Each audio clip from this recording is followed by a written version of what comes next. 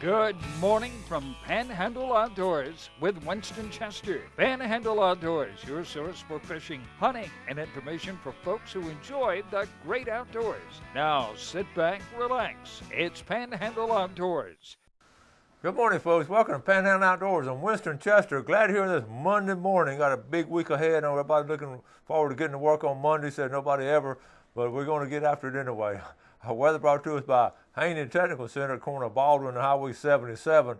It's still cool out there. The high is going to be 68, which is going to be nicer later on, but these mornings are still cool. 43 this morning. Water temperature has gone up from 57 over the weekend to 59 yesterday, so it's gone up just a little bit, but it's still cool. Take a look at our moon phases. We always like to do that on Monday. Today is February the 9th, and we have a waning moon, and last Tuesday was a full moon, and then we got a new moon. Look on the 15th, the 18th and 19th, we're going to have two dark nights, basically. And the new moon will start on the 20th. And that, a lot of times people wonder why I spend so much time showing the moon. I want to do it once a week, but it's very important. And I'll give you a great example. Last Tuesday, the moon was, like I say, it was full and almost full on Monday night. We hunted on Tuesday and just didn't see anything, and that's a rookie mistake. And but sometimes you can only go when you can go, if you know what I mean. So we just didn't see anything, and I know that the deer walked all night during that full moon. I've always heard that. All right, take a look at our tide chart brought to us by Kent Forest Lawn Funeral Home and Cemetery. Looking at our low tide, we're definitely in neap tide today. We're actually just not hardly any movement today or tomorrow. So low technically at 534 and high at 144. Marine forecast be west northwest coming about 10 to 12. All right, let's take our break and we'll be right back.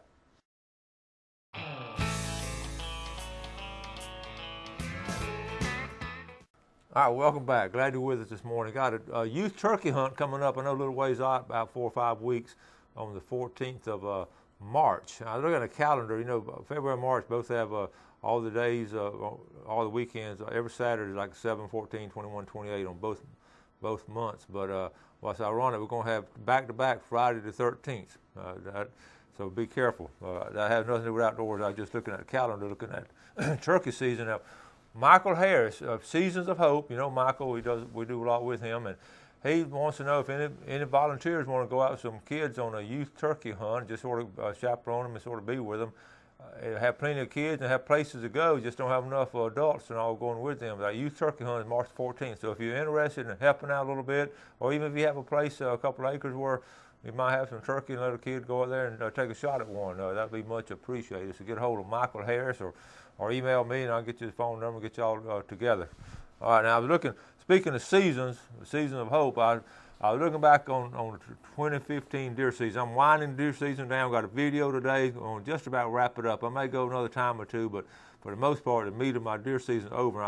I got fascinated. I was looking at this year, and I was thinking what a memorable year I've had, and all the years I've had some good years, and this has just been a memorable year. And I started writing it down. I wish I would have written down all my deer seasons and brim seasons and trout seasons. But anyway, on this one, I'm looking at 2015. It started out the weekend before Christmas. We went with Seasons of Hope over to Mobile, north of Mobile in Sims, Alabama.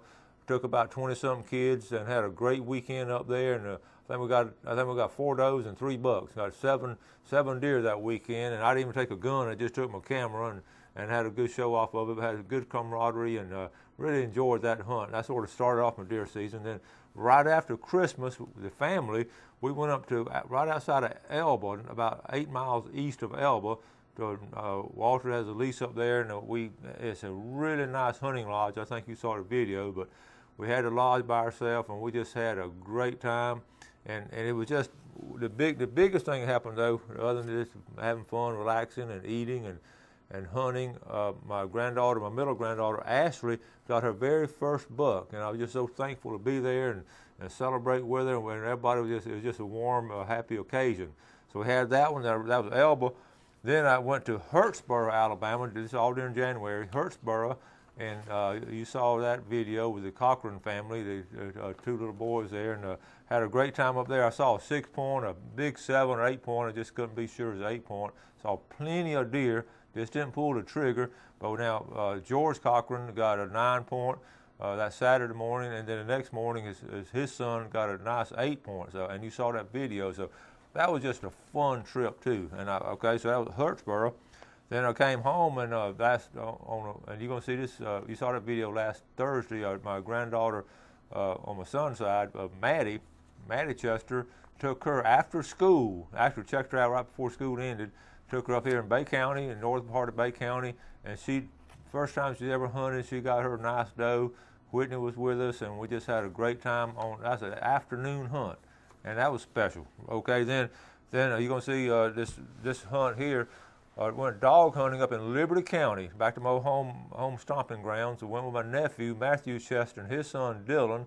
And I didn't even take my gun on that trip. I just took my camera. And we spent the day dog hunting, and it was just a lot of fun, and had some memorable times there.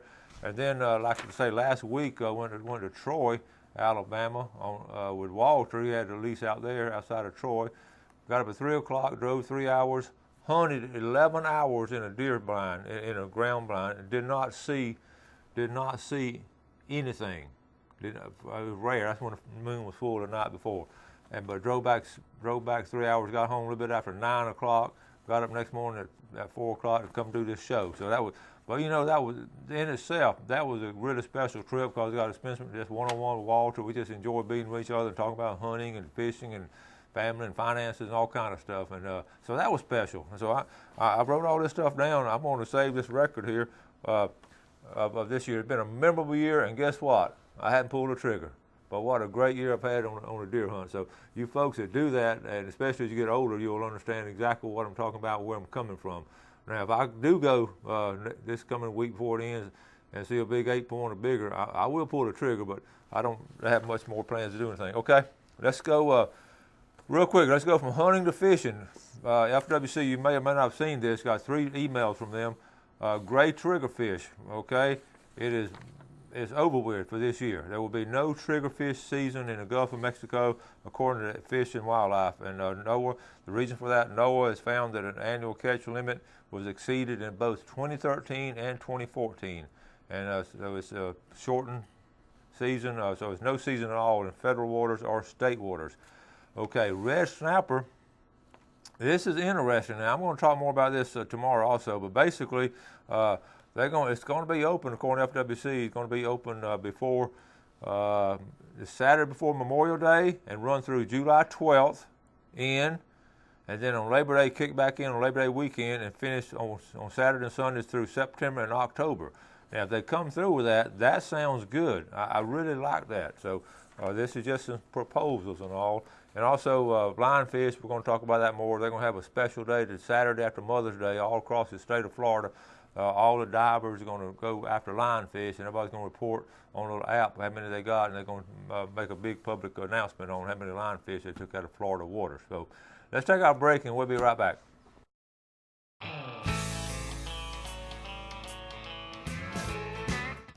Welcome back. Now, don't forget, tomorrow night, February 10th, there will be our fishing clinic. Mark Coward and Michael Coward right here at Legendary Marine. Going to be at 5:30. Come out there and get some good information on inshore fishing. You're really going to enjoy it. Okay, now this video, set it up. I go back home, like I just said earlier, hunting with my nephew Matthew. I didn't take my gun, took my camera, his little boy, and it's just good riding back in those woods. They have a lease of 10,000 acres, and only a few trucks hunt that, but it's just a lot of fun, and you're going to really enjoy this video, and then we'll come back later.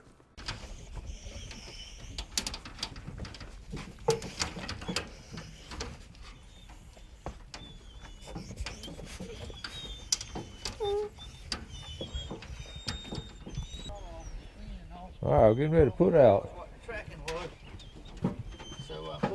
This fella here, Danny Brown. That's me. Danny, I know we hunted way back in the 1960s and 70s, it seems like. How you been doing? I've been doing fine. Are you still hanging in there with it, right? Hanging in there with it. Fishing put on big bucks right now. All right.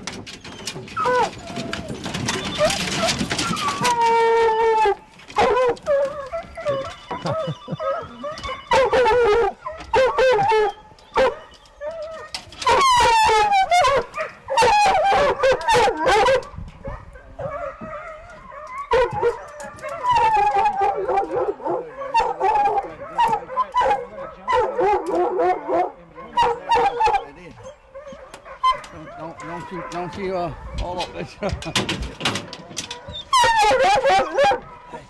All right, right on them.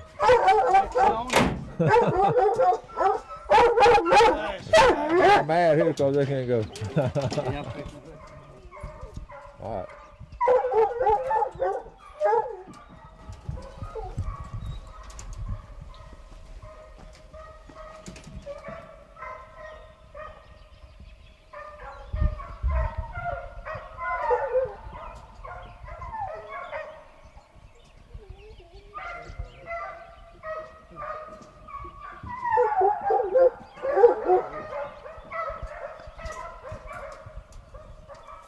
What you think, Dylan?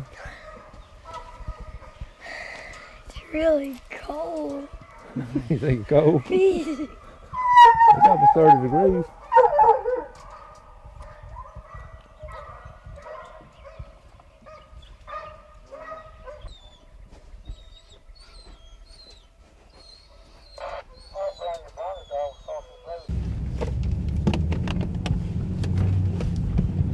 All right, back in the truck now. We'll chase them down. I wasn't blinded, that was Mr. Larry's little dog. Turned her out. I turned 3 out, Matthew turned 2.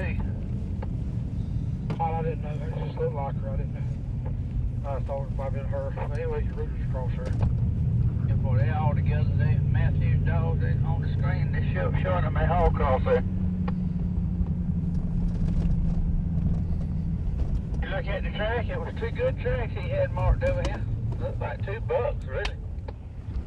No, I didn't even look when I got on the screen when I come across, but I'm just trying to get around the creek room. You're still in there, it's got to be between me and Bill or back in the road over again.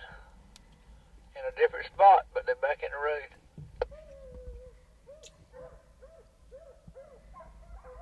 They're trailing that thing good. Mm-hmm.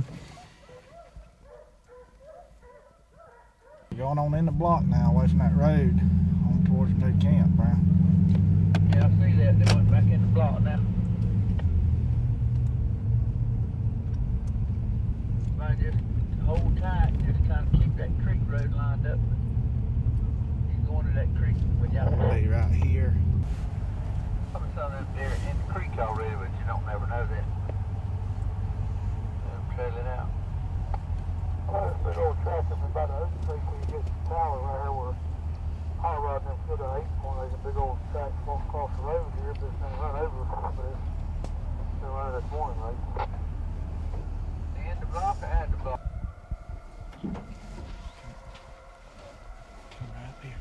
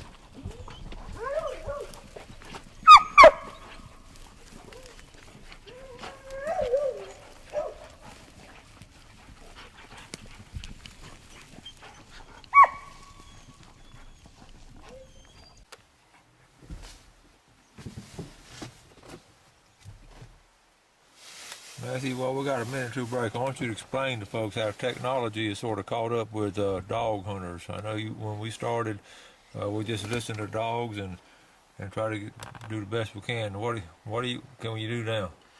Well, they come a long way. The first electronics that we started using was old quick track beat collars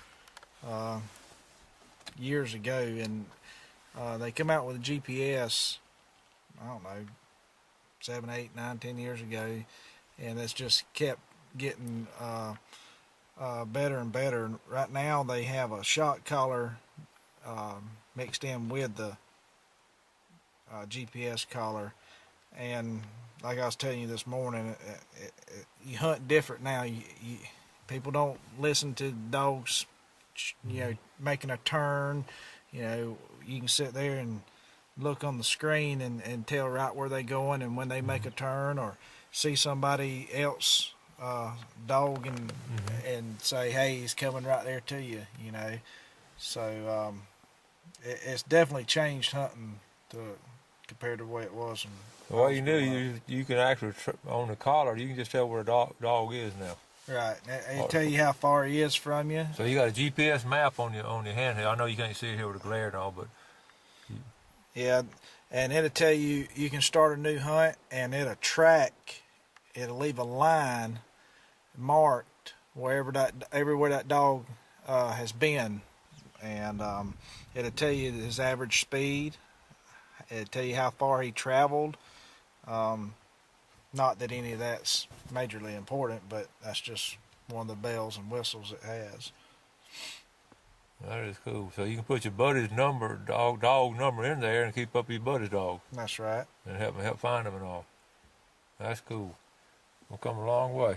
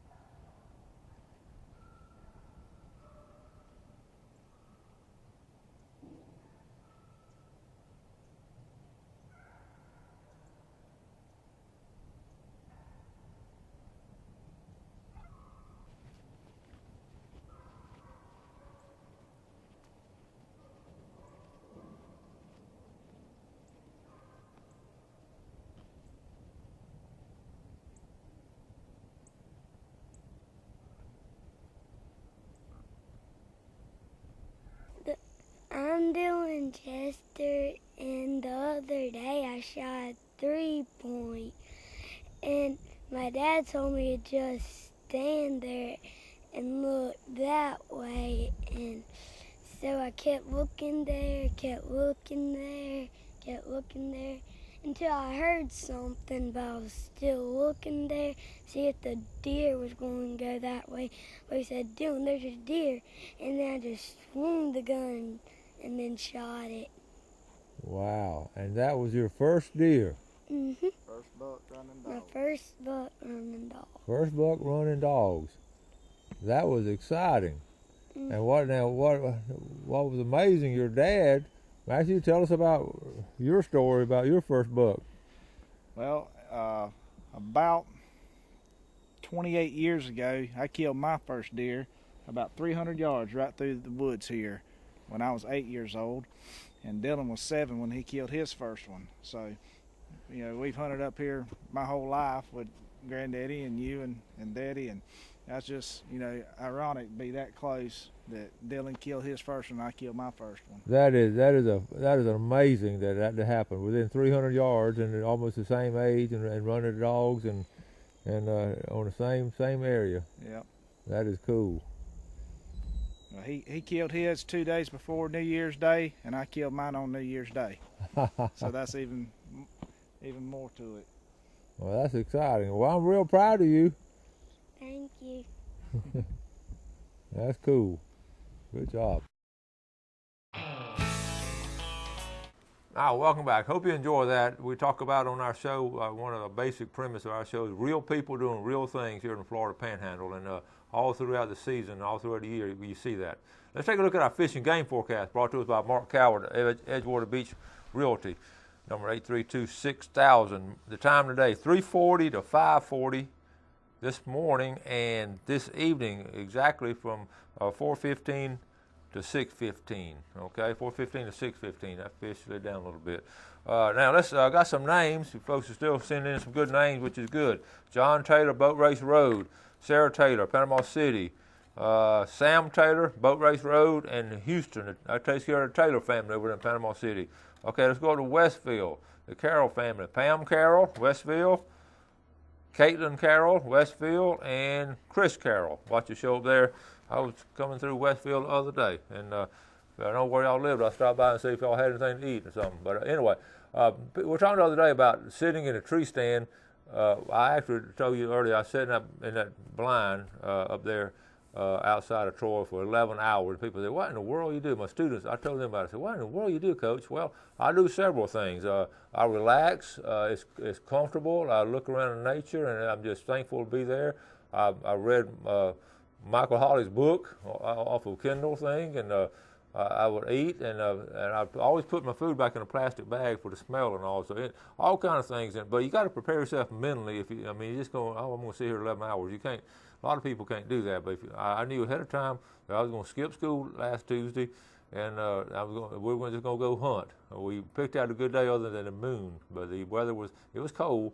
But it was still fun. So anyway, it's just like enjoy doing it. Got to get out of here. Got a big show coming up tomorrow. So be sure and tune in. And always, we always talk about doing something good for you, someone else, and we really mean that. So a lot of y'all are good about that. So do that, and you have a great day. Enjoy yourself, and God bless.